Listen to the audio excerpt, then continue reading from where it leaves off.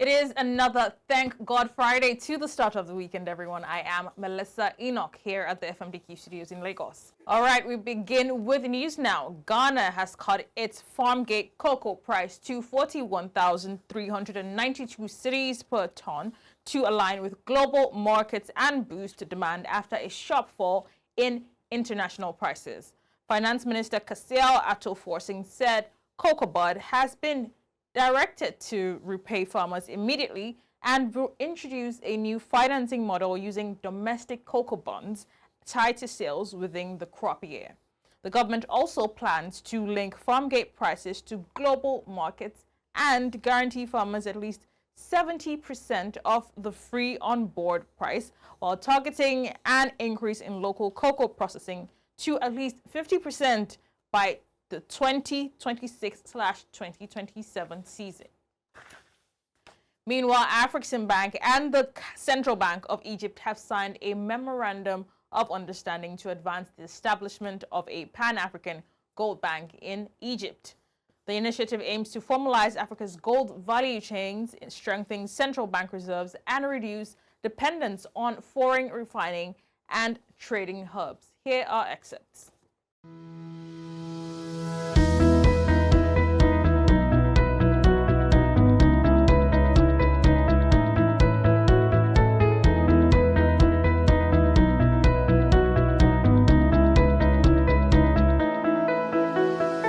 I would like to welcome you all to the Central Bank of Egypt, and our team, I believe you already know each other, and we're here for a very important project that I believe you have all worked on, and this falls right within the mission of Afreximbank.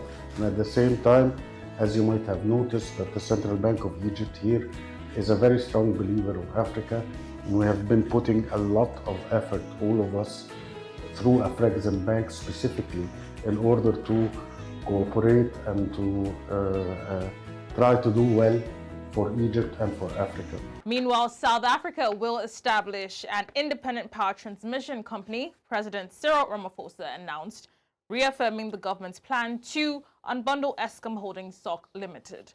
The newest state-owned entity will own and control transmission assets and be responsible for operating the country's electricity market, Ramaphosa told lawmakers during his State of the Nation address in Cape Town.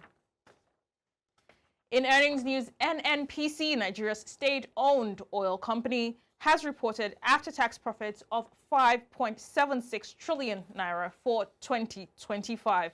The company recorded total revenue of 60.517 trillion naira, with statutory payments to government agencies and partners amounting to 14.706 trillion naira. Average crude and condensate output was 1.62 million barrels per day, while December production dipped slightly to 1.54 million barrels per day due to maintenance and unplanned outages. NNPC said downstream operations improved, with petrol availability rising at Nigerian refining limited stations, and upstream pipelines reported 100% availability, supporting stable supply and infrastructure performance. We are back to the final trading day of the week, starting off with the equities as usual. The Nigerian Stock Exchange surged 2.06% to close at 182,107.12, while the BRVM in Abidjan climbed 1.10% to 387.51. The Nairobi Securities Exchange advanced 1.72% to 216.69.